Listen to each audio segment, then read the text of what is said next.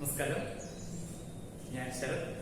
Malampuzha government IT AC junior ഇൻസ്ട്രക്ടറായിട്ട് work ചെയ്യുന്നു. നമ്മൾ ഇന്ന് ഡിസ്കസ് ചെയ്യാൻ പോകുന്ന ടോപ്പിക് കഴിഞ്ഞ വീഡിയോയുടെ തുടർച്ചയായ പ്രൊജക്ഷൻ എന്ന് പറയുന്ന ടോപ്പിക്കാണ്. നമ്മൾ കഴിഞ്ഞ വീഡിയോയിൽ ഡിഫറെന്റ് ടൈപ്സ് ഓഫ് പ്രൊജക്ഷൻസിനെ കുറിച്ച് പറഞ്ഞു.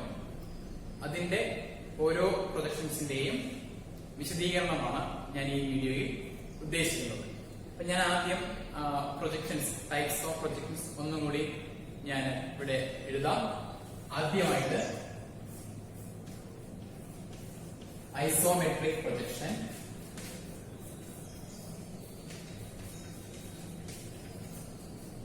രണ്ടാമത് ഒബ്ലിക് പ്രൊജക്ഷൻ, മൂന്നാമത് പെർസ്പെക്റ്റീവ് പ്രൊജക്ഷൻ, അവസാനത്തത് ഓർത്തോഗ്രാഫിക് പ്രൊജക്ഷൻ. ഇതിൽ തന്നെ നമുക്ക് പ്രധാനമായും നമ്മൾ പഠിക്കാനുള്ള പ്രൊജക്ഷൻസ് ഐസോമെട്രിക് പ്രൊജക്ഷനും ഓർത്തോഗ്രാഫിക് പ്രൊജക്ഷനുമാണെന്ന് പറഞ്ഞതാണ്. ഇതിൽ ആദ്യം ഐസോമെട്രിക് പ്രൊജക്ഷൻ എന്താണെന്ന് നോക്കാം. കഴിഞ്ഞ വീഡിയോയിൽ തന്നെ ഞാൻ പറഞ്ഞിട്ടുണ്ടായിരുന്നു, ആദ്യത്തെ 3 പ്രൊജക്ഷൻസുകളെ നമ്മൾ വേറൊരു കാറ്റഗറിയിലാണ് പെടുത്തുക, അല്ലെങ്കിൽ ഇതിലെ 3നും വേറൊരു പേരാണ് വിളിക്കുക. അതായത് pictorial projection, pictorial view projection. ഇതിൽ തന്നെ നമുക്ക് ഈ 3 പ്രൊജക്ഷൻസിന്റെയും പ്രത്യേകത എന്താണെന്ന് മനസ്സിലാക്കാം. അതായത് ഈ 3 പ്രൊജക്ഷൻസിലും ഈ 3 രീതിയിൽ വസ്തുക്കളെ പ്രൊജക്ഷൻ ചെയ്തു കഴിഞ്ഞാൽ അവയെ ഒരു പിക്ചർ ആയിട്ടാണ്, അതായത് അവയുടെ യഥാർത്ഥത്തിൽ ഉള്ള രൂപത്തിലാണ് നമുക്ക് കിട്ടുന്നത്.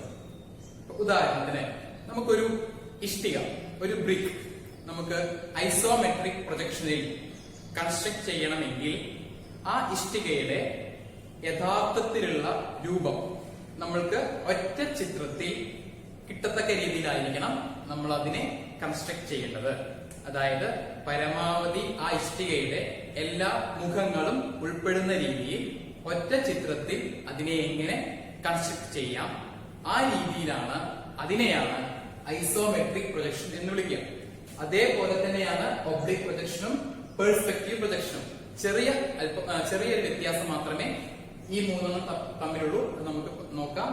ആദ്യമായിട്ട് ഐസോമെട്രിക് പ്രൊജക്ഷൻ എന്താണെന്ന് നോക്കാം. ഒരു ഇഷ്ടികയെ നമ്മൾക്ക് ഒറ്റ ചിത്രത്തിൽ എങ്ങനെയാണ് ഇഷ്ടികയായിട്ട് തന്നെ വരയ്ക്കാൻ കഴിയുക? അതിനുവേണ്ടി നമ്മൾ ഈ രീതിയിൽ തന്നെയാണ് നമ്മൾ സോളിഡിന്റെ കൺസ്ട്രക്ഷൻ എല്ലാം ചെയ്തത്. നമ്മൾ നേരത്തെ മുൻപുള്ള വീഡിയോകളിലൊക്കെ പ്രിസവും പിരമിഡും വരച്ചിരിക്കുന്നത് ഈ ഐസോമെട്രിക് പ്രൊജക്ഷനിലൂടെയാണ്. അതായത് നമ്മൾ നീളവും, ഒരു സോളിഡിനുള്ള 3 അളവുകളായ നീളം, വീതി, ഉയരം, ഈ 3 അളവുകളെ നമ്മൾ 30 ഡിഗ്രി, 90 ഡിഗ്രി, 30 ഡിഗ്രി എന്നീ ആംഗിളിലാണ് നമ്മൾ വരച്ചിരിക്കുന്നത്. ഇങ്ങനെ 30 ഡിഗ്രി, 90 ഡിഗ്രി ആൻഡ് 30 ഡിഗ്രി, ഈ 3 അളവുകളിൽ ഒരു വസ്തുക്കളെ പ്രൊജക്ഷൻ ചെയ്യുന്നതിനെയാണ്, വരയ്ക്കുന്നതിനെയാണ് ഐസോമെട്രിക് പ്രൊജക്ഷൻ എന്ന് പറയുന്നത്. അങ്ങനെയാണെങ്കിൽ നമുക്ക് നീളം 60 മില്ലിമീറ്ററും വീതി 40 മില്ലിമീറ്ററും തിക്നെസ് അല്ലെങ്കിൽ ഹൈറ്റ് 20 മില്ലിമീറ്ററും അളവുകളുള്ള ഒരു ബ്രിക്കിനെ നമുക്ക് ഐസോമെട്രിക് പ്രൊജക്ഷനിലൂടെ എങ്ങനെ കൺസ്ട്രക്ട് ചെയ്യാം? ഇതാണ് ക്വസ്റ്റ്യൻ. എങ്കിൽ നമുക്ക് എങ്ങനെയാണ് ഐസോമെട്രിക് പ്രൊജക്ഷനിലൂടെ ഒരു ബ്രിക്കിനെ, ഈ പറയുന്ന അളവുകളുള്ള ഒരു ബ്രിക്കിനെ എങ്ങനെ കൺസ്ട്രക്ട് ചെയ്യാം നമുക്ക് നോക്കാം. അപ്പൊ നമ്മൾ ജസ്റ്റ് മെമ്മറിയിൽ, നമ്മുടെ ഓർമ്മയിൽ നമ്മൾ കൺസ്ട്രക്ട് ചെയ്ത് സോളിഡുകളുടെ കൺസ്ട്രക്ഷൻ ഒന്ന് ഓർമ്മിക്കുക, ശ്രദ്ധിച്ചോളൂ. ആദ്യം നമ്മൾ എന്താ ചെയ്തത്? ഒരു ബേസ് ലൈൻ വരച്ചിരുന്നു. അതിനുശേഷം ഒരു പോയിന്റ് മാർക്ക് ചെയ്തു. എന്നിട്ട് പ്രൊട്രാക്ടറിൽ നമ്മൾ 30 ഡിഗ്രി, 90 ഡിഗ്രി, 30 ഡിഗ്രി 3 കോണുകൾ മാർക്ക് ചെയ്തു. അതിനുശേഷം പ്രൊട്രാക്ടർ മാറ്റിയതിനു ശേഷം ഇവിടെ ഈ 30 ഡിഗ്രിയിൽ നമ്മൾ ലെങ്ത് മാർക്ക് ചെയ്തു. ലെങ്ത് 60 mm മാർക്ക് ചെയ്യുന്നു. അടുത്തത് ബ്രെഡ്ത്ത് വീതി 40 മില്ലിമീറ്റർ. അത് നമ്മൾ ഈ സൈഡില് 40 മില്ലിമീറ്ററിൽ ഇവിടെ 30 ഡിഗ്രി ഉള്ള ഹോളിലൂടെ 40 മില്ലിമീറ്റർ വീതി മാർക്ക് ചെയ്യുന്നു. അടുത്തതായിട്ട് 90 ഡിഗ്രി ആംഗിളിലൂടെ തിക്നെസ് അല്ലെങ്കിൽ ഹൈറ്റ് 20 മില്ലിമീറ്റർ മാർക്ക് ചെയ്യുന്നു. ഇങ്ങനെ ഈ 3 ലൈൻസിന് പാരലൽ ആയിട്ട് ഇനി ബാക്കിയുള്ള എല്ലാ ലൈൻസുകളും വരും. ഇങ്ങനെ 30 ഡിഗ്രി 90 ഡിഗ്രി 30 ഡിഗ്രി അളവിൽ നമ്മളൊരു ഒബ്ജക്റ്റിനെ ഒറ്റ ചിത്രമായിട്ട് കൺസ്ട്രക്ട് ചെയ്യുന്നതിനെയാണ് ഐസോമെട്രിക് പ്രൊജക്ഷൻ എന്ന് പറയുന്നത്. ഐസോമെട്രിക് പ്രൊജക്ഷൻ എന്ന് പറയുന്നത്. അതിന്റെ ഒരു പ്രധാന പ്രത്യേകത എന്താണെന്ന് വെച്ച് കഴിഞ്ഞാൽ ഐസോമെട്രിക് പ്രൊജക്ഷനിലുള്ള ഒരു വസ്തുവിനെ നമുക്ക് ഒറ്റ ചിത്രത്തിലൂടെ തന്നെ അത് ഏത് ഷേപ്പിലാണ് എന്ന് മനസ്സിലാക്കാൻ സാധിക്കും. ഇനി ഈ എഡ്ജിന് ഈ ലൈനിന് പാരലൽ ആയിട്ട് നമ്മൾ സ്കെയിലും സെസ്റ്ററും വെച്ചിട്ട് നീക്കി ഈ പോയിന്റിലൂടെ അടുത്ത എഡ്ജ് വരയ്ക്കുന്നു. ഇതേ നീളം, ഇതിന് എത്രയും നീളം 60 മില്ലിമീറ്റർ. അത് തന്നെയാണ് ഇവിടെ 60 മില്ലിമീറ്റർ. അത് കഴിഞ്ഞ് ഈ പോയിന്റും ഈ പോയിന്റും കൂടി ജോയിൻ ചെയ്ത് കഴിഞ്ഞാൽ നമുക്ക് ഈ ഫേസ് കിട്ടുന്നു, ബ്രിക്കിന്റെ ഫേസ് കിട്ടുന്നു. അതിനുശേഷം ഈ ലൈനിന് പാരലൽ ആയിട്ട് ഈ പോയിന്റിലൂടെ വരയ്ക്കുന്നു. ഇവിടെ 40 മില്ലിമീറ്റർ ആണ് ബ്രെഡ്ത്ത്. അതേ ബ്രെഡ്ത്തിൽ അടുത്ത ലൈൻ വരയ്ക്കുന്നു, അത് ജോയിൻ ചെയ്യുന്നു, നമുക്ക് അടുത്ത ഫേസ് കിട്ടുന്നു. ഇനി നമുക്ക് വേണ്ടത് ടോപ്പ് ഫേസ് ആണ്. ടോപ്പ് ഫേസില് ഇത് 60 മില്ലിമീറ്റർ നീളം, അത് തന്നെയാണ് ഈ പോയിന്റ് വരുന്ന ലൈനിൽ വരിക. 60 മില്ലിമീറ്റർ അടുത്ത ലൈൻ വരയ്ക്കുന്നു. ഈ പോയിന്റും ലാസ്റ്റ് പോയിന്റും ജോയിൻ ചെയ്ത് കഴിഞ്ഞാൽ ഏകദേശം നമുക്കൊരു ബ്രിക്കിന്റെ ഐസോമെട്രിക് പ്രൊജക്ഷൻ കംപ്ലീറ്റ് ആയി. ഇങ്ങനെയാണ് ഐസോമെട്രിക് പ്രൊജക്ഷൻ കൺസ്ട്രക്ട് ചെയ്യുന്നത്. അല്ലെങ്കിൽ ഇങ്ങനെയുള്ള ചിത്രങ്ങളെയാണ് ഐസോമെട്രിക് പ്രൊജക്ഷൻസ് എന്ന് വിളിക്കുന്നത്. നിങ്ങൾക്ക് അതിന്റെ ഡയമെൻഷൻ ചെയ്യണം. ഡയമെൻഷനിങ് 60 mm, 40 mm ഈ രീതിയിൽ ഡയമെൻഷൻ ചെയ്തു കഴിഞ്ഞാൽ ഒരു ബ്രിക്കില് ഈ പറഞ്ഞ അളവുകളിലുള്ള ഒരു ബ്രിക്കിന്റെ ഐസോമെട്രിക് പ്രൊജക്ഷൻ കംപ്ലീറ്റ് ആയി, പൂർണ്ണമായി. ഇനി എന്താണ് ഒബ്ലിക് പ്രൊജക്ഷൻ നോക്കാം. ഒബ്ലിക് പ്രൊജക്ഷൻ ഇതേ അളവിലുള്ള ബ്രിക്ക് എങ്ങനെയാണ് ഒബ്ലിക് പ്രൊജക്ഷനിൽ കൺസ്ട്രക്ട് ചെയ്യാൻ സാധിക്കുക. ഇവിടെ നമുക്ക് ഐസോമെട്രിക് പ്രൊജക്ഷനിൽ നമുക്കൊരു ബ്രിക്കിന്റെ 3 ഫേസുകൾ കാണാൻ കഴിയും. മാക്സിമം ഒരു വസ്തുവിന്റെ ഒറ്റ ചിത്രത്തിൽ ഉൾക്കൊള്ളിക്കാൻ കഴിയുന്ന ഫേസുകളുടെ എണ്ണം എന്ന് പറയുന്നത് 3 ആണ്. ഈ 3 ഫേസുകളും നമുക്കിവിടെ കിട്ടിയിട്ടുണ്ട്. നമുക്ക് കാണാൻ കഴിയാത്ത എഡ്ജുകളും ഫേസുകളും ഉണ്ടെങ്കിലും നമുക്ക് കാണാൻ കഴിയുന്ന പരമാവധി എല്ലാ ഫേസുകളും നമുക്കിവിടെ കിട്ടിയിട്ടുണ്ട്. ഈ എഡ്ജും ഈ എഡ്ജും ഈ എഡ്ജും കാണാൻ കഴിയില്ല, അത് ഡോട്ട് ലൈനായിട്ട് റെപ്രസെന്റ് ചെയ്യണം. ഇങ്ങനെയാണ് ഐസോമെട്രിക് പ്രൊജക്ഷൻ. ഇനി എന്താണ് ഒബ്ലിക് പ്രൊജക്ഷൻ നോക്കാം. ഒബ്ലിക് പ്രൊജക്ഷനും ഐസോമെട്രിക് പ്രൊജക്ഷനും തമ്മിൽ വളരെ ചെറിയൊരു വ്യത്യാസം മാത്രമേ ഉള്ളൂ. ഇവരുടെ ആംഗിളിൽ മാത്രമാണ് ആ വ്യത്യാസമുള്ളത്. ഒബ്ലിക് പ്രൊജക്ഷനിൽ ഐസോമെട്രിക് പ്രൊജക്ഷൻ നമ്മൾ ഇവിടെയും ഇവിടെയും 30 ഡിഗ്രി വീതമാണ് എടുക്കുന്നതെങ്കിൽ ഒബ്ലിക് പ്രൊജക്ഷനിൽ ഇവിടെ 45 ഡിഗ്രി മാത്രമേ എടുക്കുന്നുള്ളൂ. അതായത്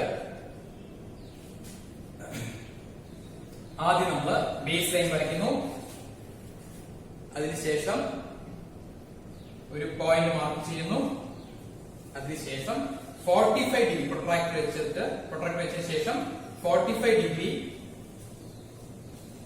ആൻഡ് 90 ഡിഗ്രി ഈ 2 കോണുകൾ മാത്രമേ നമുക്ക് ഇവിടെ ആവശ്യമുള്ളൂ. അതിനുശേഷം പ്രൊട്രാക്ടർ മാറ്റിയിട്ട് ഈ 45 ഡിഗ്രിയിൽ നമ്മൾ ലെങ്ത് അല്ലെങ്കിൽ ബ്രെഡ്ത്ത് ഇതിൽ ഏത് മാർക്ക് ചെയ്താലും കുഴപ്പമില്ല. നമുക്കിവിടെ ലെങ്ത് മാർക്ക് ചെയ്യാം. 45 ഡിഗ്രിയിൽ ലെങ്ത് 60 mm മാർക്ക് ചെയ്യുന്നു. ആൻഡ് 90 ഡിഗ്രിയിൽ നമ്മൾ ഐസോമെട്രിക് ചെയ്ത പോലെ തന്നെ ഹൈറ്റ് തിക്നെസ് മാർക്ക് ചെയ്യുന്നു. തിക്നെസ് 20 mm മാർക്ക് ചെയ്യുന്നു. ഇനി അടുത്തത് ഈ വശത്തേക്കുള്ള ബ്രെഡ്ത്ത് എന്ന് പറയുന്നത് നമ്മൾ ഈ ബേസ് ലൈനിന് നേരെ വരയ്ക്കുന്നു, അല്ലെങ്കിൽ ഇത് ഹൊറിസോണ്ടൽ ആയിട്ടാണ് വരയ്ക്കുക. ഒരു എഡ്ജ്, അതായത് ലെങ്തിന്റെയോ ബ്രെഡ്ത്തിന്റെയോ ഏതെങ്കിലും ഒരെണ്ണം ഹൊറിസോണ്ടൽ ആയിട്ടാണ് ഉണ്ടാവുക. ഇങ്ങനെയാണ് ഈ 3 ലൈൻസുകളാണ് ഇനി ബാക്കിയുള്ള എല്ലാ ലൈൻസുകൾക്കും പാരലായിട്ട് വരയ്ക്കുന്നത്, പാരലായിട്ട് ബേസ് ആയിട്ട് വരുന്നത്. അതായത് ഒബ്ലിക് പ്രൊജക്ഷനിൽ ഈ ലൈനിന് പാരലായിട്ട് അടുത്ത ലൈൻ വരയ്ക്കുന്നു, 60 mm ലെങ്ത്തിൽ വരയ്ക്കുന്നു.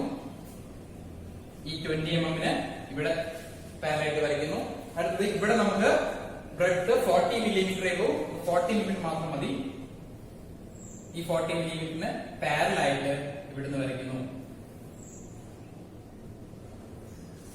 20 mm പാരലായിട്ട് വരയ്ക്കുന്നു. അടുത്ത് ഈ നീളത്തിന് പാരലായിട്ട് ഈ പോയിന്റ് ലൈൻ വരയ്ക്കുന്നു, ജോയിൻ ചെയ്യും. ഇങ്ങനെയാണ് ഒബ്ലിക് പ്രൊജക്ഷൻ.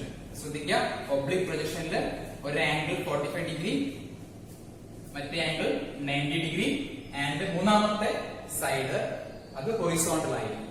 ഈ രീതിയിലാണ് ഒബ്ലിക് പ്രൊജക്ഷനിലൂടെ ഒരു വസ്തുവിനെ കൺസ്ട്രക്ട് ചെയ്യും. ഇവിടെ നമുക്ക് 3 ഫേസുകൾ കാണാൻ കഴിയും. ഒരു ഒറ്റ ചിത്രത്തിൽ തന്നെ നമുക്ക് ആ വസ്തുവിന്റെ എല്ലാ ഷേപ്പുകളും എല്ലാ ആകൃതിയും മനസ്സിലാക്കാൻ സാധിക്കുകയും ചെയ്യും. ഇങ്ങനെയാണ് ഒബ്ലിക് പ്രൊജക്ഷൻ കൺസ്ട്രക്ട് ചെയ്യുന്ന രീതി.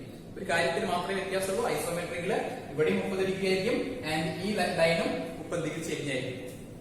തിക്നെസ് അല്ലെങ്കിൽ ഹൈറ്റ് കാണിക്കുന്നത് എപ്പോഴും 90 ഡിഗ്രി ആയിരിക്കും. ഒബ്ലിക് പ്രൊജക്ഷനിൽ ഒരു സൈഡ് 45 ഡിഗ്രിയും ഹൈറ്റ് 90 ഡിഗ്രി തന്നെ ആൻഡ് ഈ വശം ഹൊറിസോണ്ടൽ ആയിരിക്കും. ഇത്രയും കാര്യം ശ്രദ്ധിക്കുക. ഇനി എന്താണ് പെർസ്പെക്റ്റീവ് പ്രൊജക്ഷൻ? പെർസ്പെക്റ്റീവ് പ്രൊജക്ഷൻ എന്ന് പറഞ്ഞു കഴിഞ്ഞാൽ അതിന്റെ ഫ്രണ്ടിൽ നമ്മൾ ഇത് അധികവും ഉപയോഗിക്കുന്നത് ആർട്ടിസ്റ്റുകളാണ്. അതായത് അവരുടെ ചിത്രങ്ങൾക്ക് കുറച്ചും കൂടി മനോഹാരിത വരുത്താൻ വേണ്ടിയിട്ട് കുറച്ചും റിയാലിറ്റി തോന്നിക്കത്തക്ക രീതിയിൽ വരയ്ക്കുന്ന ചിത്രങ്ങളാണ് പെർസ്പെക്റ്റീവ് പ്രൊജക്ഷൻ. നമ്മളൊരു ട്രെയിനൊക്കെ വലിയ പാളത്തിലൂടെ നീങ്ങി വരുമ്പോൾ ഒരു വളവിൽ നിന്ന് ടേണിംഗ് ട്രാക്കിലൂടെ കടന്നു വരുന്ന സമയത്ത് അതിന്റെ ഫ്രണ്ടിൽ നമുക്ക് ഫ്രണ്ടിലുള്ള ബോഗി എഞ്ചിൻ നമുക്ക് വലുതായിട്ടും പിന്നെ പിറകിലോട്ട് പോകും തോറും അതിന്റെ ഗാർഡിന്റെ വാഗണിൽ എത്തുന്ന സമയത്ത് പിറകിലേക്ക് പോകും തോറും അതിന്റെ വലുപ്പത്തില് കുറവ് വരുന്നതായി തോന്നും. അതായത് ഇങ്ങനെ കൺവേർജ് ഒരു പോയിന്റിലേക്ക് ചെറുതായി പോകുന്ന ചിത്രങ്ങളെയാണ് പെർസ്പെക്റ്റീവ് പ്രൊജക്ഷൻ എന്ന് വിളിക്കുക. അല്ലെങ്കിൽ ഒരു പോയിന്റിൽ നിന്ന് വലുതായി വരുന്ന ചിത്രങ്ങളെയാണ് പെർസ്പെക്റ്റീവ് പ്രൊജക്ഷൻ എന്ന് വിളിക്കുക. നമ്മൾ സാധാരണ ഉപയോഗിക്കാറില്ല. അത് ചിത്രകാരന്മാരാണ് അധികമായിട്ട് ഉപയോഗിക്കുന്നത്. അതായത് തീവണ്ടി നോക്കിയാണ് അവിടെ നിന്ന്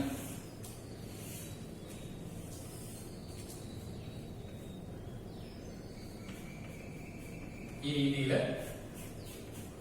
ട്രാക്കിലൂടെ ഇങ്ങനെ വലിയ ഒരു ഫ്രണ്ടിൽ നിന്ന് ചെറുതായിട്ട് പിറകിലേക്ക് പോകുന്നതും ചെറുതായി വരുന്ന ചിത്രങ്ങളെയാണ് പെർസ്പെക്റ്റീവ് പ്രൊജക്ഷൻ എന്ന് വിളിക്കുക.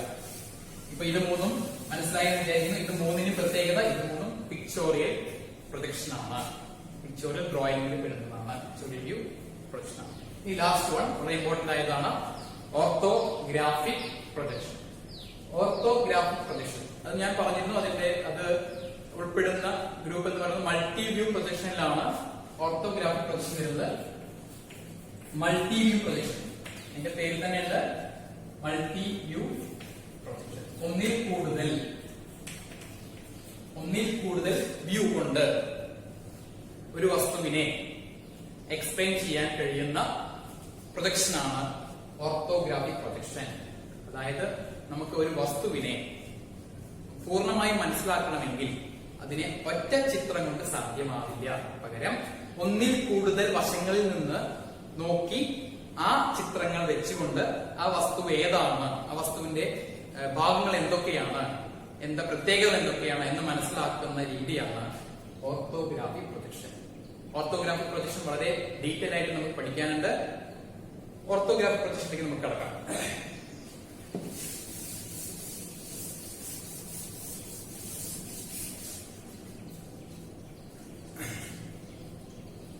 ആദ്യമായിട്ട് ഓർത്തോഗ്രാഫിക് പ്രൊജക്ഷന്റെ പ്രത്യേകത എന്ന് പറഞ്ഞു കഴിഞ്ഞാൽ ഇത് ഒരു 2D പ്രൊജക്ഷൻ ആണ്. 2D ചിത്രങ്ങളായിരിക്കും. എന്താ 2D ചിത്രങ്ങൾ? 3D ചിത്രങ്ങൾ എന്ന് പറഞ്ഞു.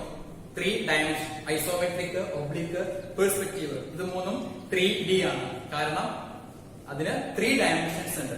നേരത്തെ ലെങ്ത് കാണിച്ചു, ബ്രെഡ്ത്ത് കാണിച്ചു, ഹൈറ്റ് കാണിച്ചു. 3 ഡയമെൻഷൻസ് കാണിച്ചിട്ടാണ് ഈ 3 പ്രൊജക്ഷൻസും നേരത്തെ കാണിച്ച 3 പ്രൊജക്ഷൻസും നമ്മൾ ചിത്രം വരച്ചത്.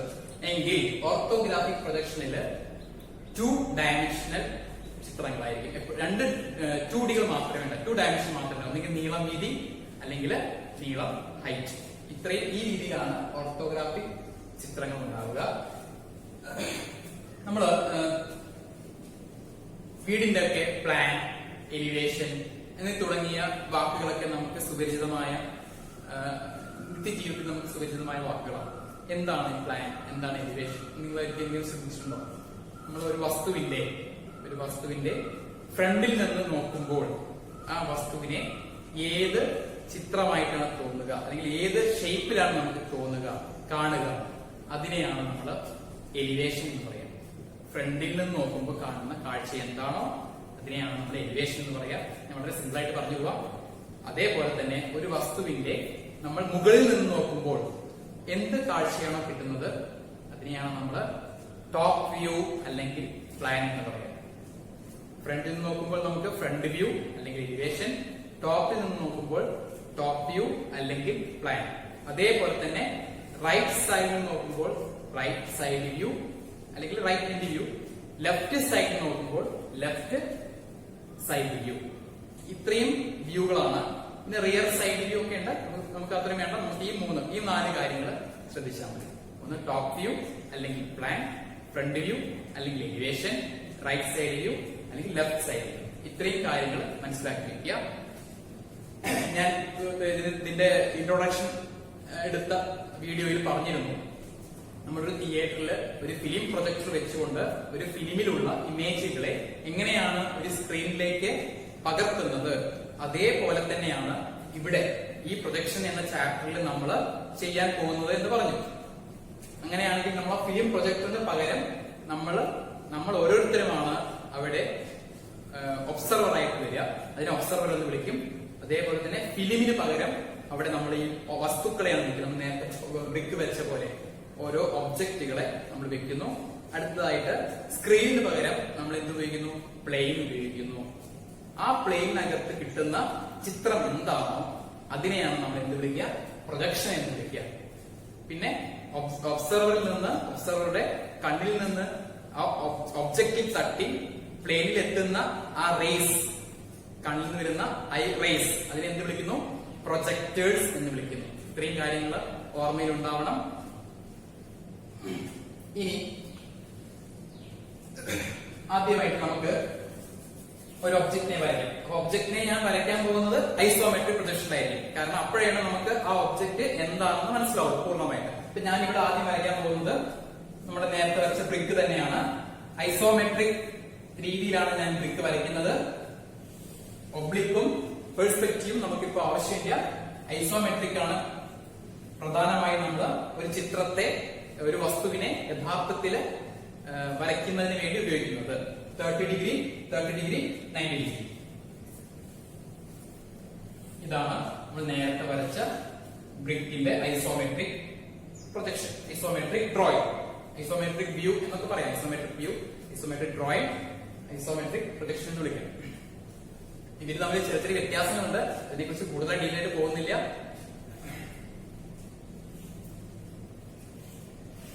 ഇത് 60, ഇത് 40, ഇത് 20. ഇവിടെ നോക്കൂ, ഈ വസ്തുവിനെ നമ്മൾ റിയൽ ആയിട്ട് നമ്മുടെ മുന്നിലുണ്ട് എന്ന് സങ്കല്പിക്കാം. ഇതിൽ കുറെ സങ്കല്പങ്ങളുണ്ട്. ഞാൻ പറഞ്ഞു, നമ്മുടെ ബുദ്ധിയെ, യുക്തിയെല്ലാം നമ്മൾ നല്ല ക്ലിയർ ആയിട്ട് ഷാർപ്പായിട്ട് വയ്ക്കുക. ഈ ഒബ്ജക്റ്റ് നമ്മുടെ മുന്നിലുണ്ട് എന്ന് വിചാരിക്കുക. എന്നതിന് ശേഷം നമ്മൾ ഈ ഒബ്ജക്റ്റിന്റെ ഫ്രണ്ടിൽ നിൽക്കുന്നു എന്ന് വിചാരിക്കുക. അപ്പൊ ഇതാണ് ഫ്രണ്ട്. ഞാൻ അതിനൊരു എയർ വെച്ച് ഇതാണ് ഫ്രണ്ട് എന്ന് പറയുന്നത്. ഇതാണ് ഇതിന്റെ ഫ്രണ്ട് സൈഡ്. അപ്പൊ നമ്മള് ഫ്രണ്ട് സൈഡിൽ പോയി നിൽക്കുന്നു. ഞാനാണ് ഒബ്സർവർ. നമ്മുടെ തിയേറ്ററിന്റെ കേസിലാണെങ്കിൽ ഞാനാണ് ഫിലിം പ്രൊജക്ടർ. അതിനുശേഷം ഞാൻ എന്നെ കാണിക്കാൻ വേണ്ടി ഞാനിത് കാണിക്കും. ഇവിടെ നോക്കുമ്പോൾ നമ്മൾ നോക്കുന്നത് നേരെ നോക്കും. അതായത് നമ്മുടെ ഹൊറിസോണ്ടൽ പ്ലെയിനിന് പാരലൽ ആയിട്ട് വേണം നോക്കാൻ. അതായത് നമ്മുടെ കണ്ണ് നേരെ ആയിരിക്കണം ഈ ഒബ്ജക്റ്റ് പിടിക്കേണ്ടത്. വളരെ ഇങ്ങനെ ഉയരത്തിലോ താഴ്ത്തിയോ പിടിക്കാൻ പാടില്ല. ആ രീതിയിൽ ഈ ഒബ്ജക്റ്റിനെ നോക്കണം. ഓക്കെ. അടുത്തതായിട്ട് നമുക്ക് ഇതിന്റെ ബാക്കിൽ പ്ലെയിൻസ് വെക്കാം.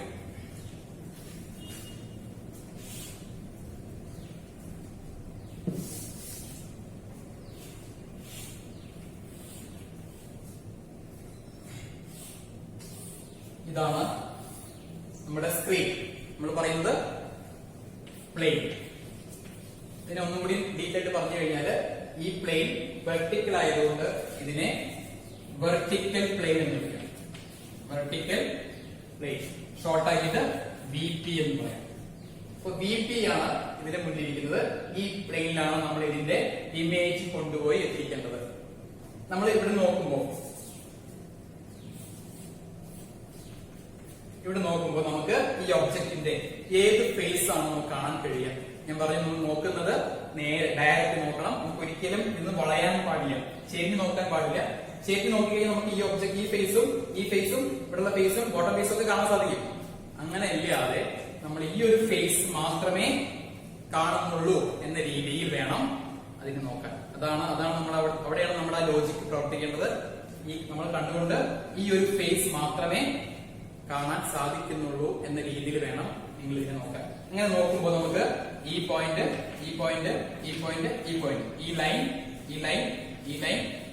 ഈ 4 ലൈനുകൾ ചേർന്ന ഈ ഒരു ഫേസ് മാത്രമേ നമുക്ക് കാണാൻ കഴിയുള്ളൂ. ഈ ഫേസ് കാണാൻ കഴിയില്ല. കാരണം ഈ ഫേസ് എന്ന് പറയുമ്പോൾ നമുക്ക് നമ്മുടെ കണ്ണ് നേരെയാണ് നിൽക്കുന്നത്.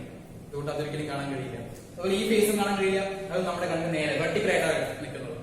അതുപോലെ ഇതും കാണാൻ കഴിയില്ല, ഇതും കാണാൻ കഴിയില്ല. ഇപ്പൊ ആ കാണാൻ കഴിയുന്നത് നമ്മുടെ കണ്ണ് നേരെ ക്രോസ് ആയിരിക്കുന്ന ഈ ഒരു പ്ലെയിൻ മാത്രമാണ്.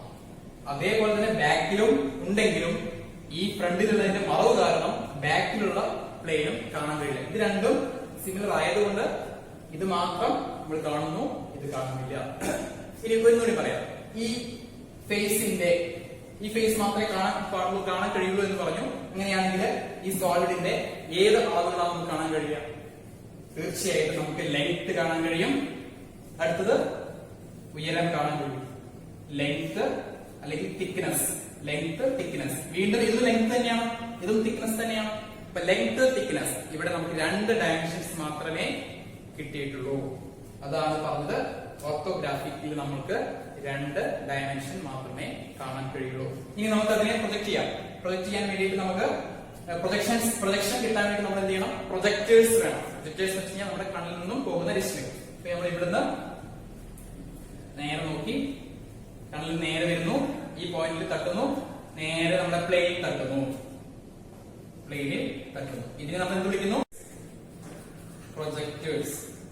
ഇതേപോലെ അടുത്തത് ഈ പോയിന്റ് കിട്ടുന്നു, നേരെ. ഇപ്പൊ നമുക്ക് ഈ 2 പോയിന്റുകൾ ചേർന്ന് ഈ ലൈൻ കാണുന്നു, നമ്മള് ഇവിടെ കിട്ടി. ഇനി അടുത്തത് ഈ പോയിന്റ് നമ്മൾ കണ്ണിലൂടെ കാണുന്നു, നേരെ ഇവിടെ. അതേപോലെ ഈ പോയിന്റ് നമ്മൾ കണ്ടതിന് ശേഷം നേരെ പ്ലെയിനിൽ തട്ടുന്നു. ഈ 2 പോയിന്റുകൾ ചേർന്ന് അടുത്ത തിക്നെസ് കിട്ടുന്നു. ഇത് രണ്ടും ചേർന്ന് ലെങ്ത് കിട്ടുന്നു, ഇവിടെയും ലെങ്ത് കിട്ടുന്നു. ഇതാണ് നമ്മൾ ഇവിടെ കാണുന്ന അതേ ഫേസ്. ഇതിനെയാണ് നമ്മൾ പ്രൊജക്ഷൻ എന്ന് വിളിക്കുന്നത്. ഇതിനെയാണ് പ്രൊജക്ഷൻ എന്ന് വിളിക്കുക. അതേപോലെ തന്നെ ഈ ഫിഗറിനെ ഇതിനെയാണ് നമ്മൾ ഫ്രണ്ട് വ്യൂ എന്ന് വിളിക്കുന്നത്. കാരണം ഈ ഒബ്ജക്റ്റിന്റെ ഫ്രണ്ടിൽ നിന്ന് നോക്കിയപ്പോഴാണ് നമുക്ക് ഈ ചിത്രം കിട്ടിയത്. അതുകൊണ്ട് ഇതിനെ ഫ്രണ്ട് വ്യൂ എന്ന് പറയുന്നു, അല്ലെങ്കിൽ എലിവേഷൻ എന്ന് പറയുന്നു. ഇതേപോലെ നമുക്ക് ടോപ്പ് വ്യൂ കിട്ടാം. ഈ ടോപ്പ് വ്യൂ കിട്ടണമെങ്കിൽ നമ്മൾ ഇവിടെ നോക്കണം, ടോപ്പിൽ നിന്ന് നോക്കണം. ടോപ്പിൽ നിന്ന് നോക്കുമ്പോൾ നമുക്ക് ഈ ഒബ്ജക്റ്റിന്റെ ടോപ്പ് ഫേസ് കാണാൻ കഴിയും. ഈ ടോപ്പ് ഫേസ് കണ്ടതിന് ശേഷം നമ്മൾ അതിനെ ഒരു സ്ക്രീനിലേക്ക് പകർത്തണം, അല്ലെങ്കിൽ ഒരു പ്ലെയിനിലേക്ക് പകർത്തണം. നമ്മുടെ ടെക്നിക്കൽ ടേമിൽ പ്ലെയിനിലേക്ക് പകർത്തണം. അതിന് വേണ്ടിയിട്ട് നമുക്ക് ഒരിക്കലും ഈ ഫേസ് ഈ പ്ലെയിനിലേക്ക് കിട്ടില്ല. കാരണം ഈ പ്ലെയിനിൽ വെർട്ടിക്കൽ ആയിട്ടാണ്. അപ്പൊ അതിനുവേണ്ടി നമ്മൾ വേറൊരു പ്ലെയിൻ യൂസ് ചെയ്യുന്നു. അതാണ് ഹൊറിസോണ്ടൽ പ്ലെയിൻ. അതായത് നമ്മൾ ഈ ഒബ്ജക്റ്റ് നേരെ താഴെയായിട്ട് മറ്റൊരു പ്ലെയിൻ കൺസ്ട്രക്ട് ചെയ്യുന്നു. അങ്ങനെ ഉണ്ടെന്ന് സങ്കല്പിക്കുന്നു. ആ പ്ലെയിനാണ് ഹൊറിസോണ്ടൽ പ്ലെയിൻ. പ്ലെയിൻ അല്ലെങ്കിൽ HP എന്ന് വിളിക്കും. അപ്പോ VP HP ഈ രണ്ട് പ്ലെയിനുകളാണ് നമ്മൾക്ക് എലിവേഷനും അല്ലെങ്കിൽ ഫ്രണ്ട് വ്യൂ അതേപോലെ പ്ലാൻ അല്ലെങ്കിൽ ടോപ്പ് വ്യൂ കിട്ടുന്നതിന് വേണ്ടിയിട്ട് നമ്മൾ ഉപയോഗിക്കുന്നത്. ഇങ്ങനെയാണ് നമ്മൾ ഒരു വസ്തുവിനെ പ്രൊജക്ട് ചെയ്തിട്ട് അതിന്റെ പ്രൊജക്ഷൻ ഒരു പ്ലെയിനിൽ കൊണ്ടുപോയി എത്തിക്കുന്നത്. ഇനി ഈ ടോപ്പ് വ്യൂ എങ്ങനെ വരിക പറഞ്ഞുതരാം. അതിനുവേണ്ടി നമ്മൾ എന്ത് ചെയ്യണം? നമ്മൾ ഒബ്സർവർ എവിടെ പോകണം? ഒബ്സർവർ ടോപ്പിൽ പോകണം. ടോപ്പിൽ പോയതിനു ശേഷം അതിന്റെ ഓരോ പോയിന്റുകളും നമ്മൾ നോക്കണം. ഇവിടെ നേരെ നോക്കിയിട്ട് ഈ പോയിന്റ് കാണുന്നു, നേരെ താഴെ കിട്ടുന്നു. നമുക്ക് ഡയമെൻഷനായിട്ട് മാറ്റി കളയാം, ഈ കൺഫ്യൂഷൻ ആവുള്ളൂ.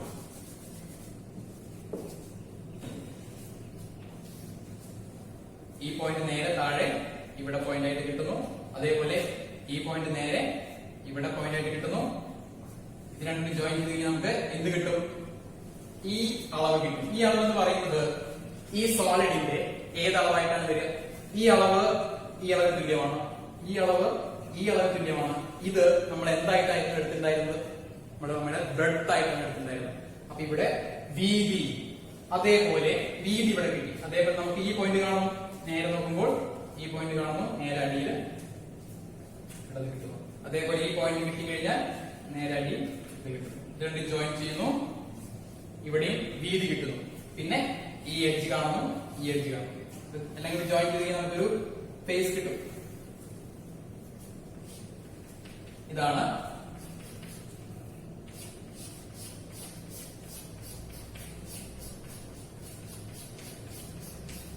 ഈ ഫേസ് ആണ് നമ്മുടെ കിട്ടിയ ഫേസ്.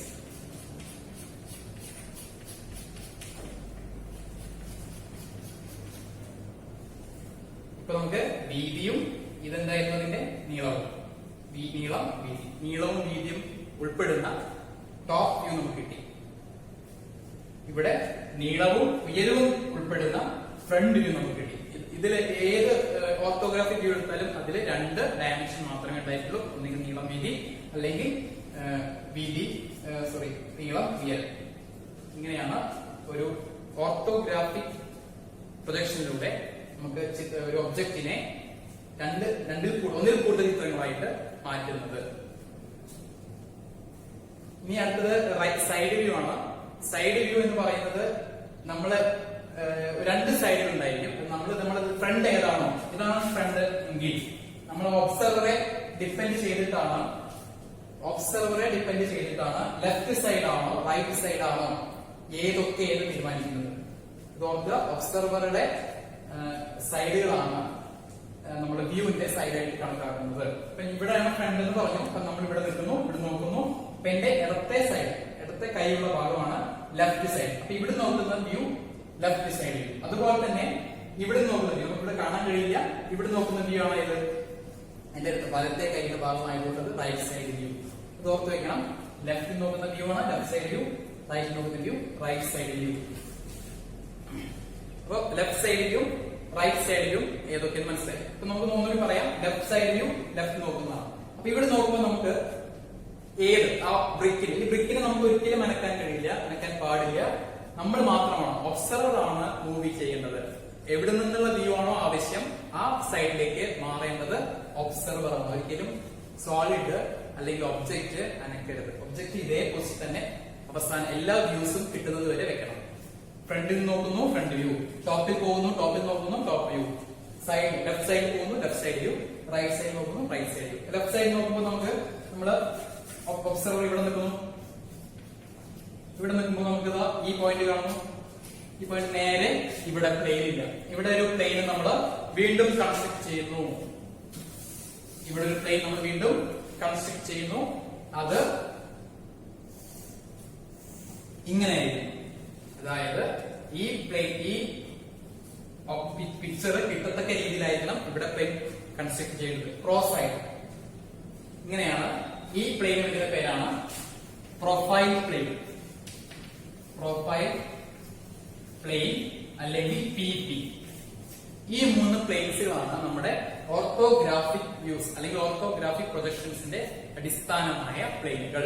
ഒന്ന് VP, എപ്പോഴും വെർട്ടിക്കൽ പ്ലെയിനിൽ എപ്പോഴും കിട്ടുന്ന വ്യൂ എന്ന് പറയുന്നത് ഫ്രണ്ട് വ്യൂ ആയിരിക്കും. അതേപോലെ ഹൊറിസോണ്ടൽ പ്ലെയിൻസിൽ കിട്ടുന്ന വ്യൂ എന്ന് പറയുന്നത് എപ്പോഴും പ്ലാൻ അല്ലെങ്കിൽ ടോപ്പ് വ്യൂ ആയിരിക്കും. കാരണം മുകളിൽ നോക്കുമ്പോൾ കാണുന്നത് നേരെ നേരെ താഴെയുള്ള പ്ലെയിൻ എന്ന് പറഞ്ഞാൽ ഹൊറിസോണ്ടൽ പ്ലെയിൻ ആയിരിക്കും. ഒരിക്കലും നമുക്ക് VP കിട്ടില്ല, വെർട്ടിക്കൽ പ്ലെയിൻ കിട്ടില്ല. അതേപോലെ സൈഡിൽ കിട്ടുന്നത് എപ്പോഴും പ്രൊഫൈൽ പ്ലെയിൻ ആയിരിക്കും. സൈഡിൽ കിട്ടുന്നത്.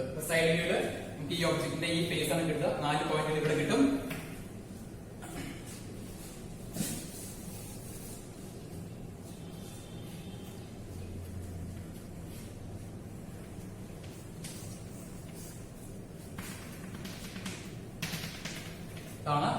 സൈഡ്. ഇനി സൈഡ് വ്യൂ നമുക്ക് കിട്ടുന്നതും ഏതൊക്കെ കളറായിരിക്കും?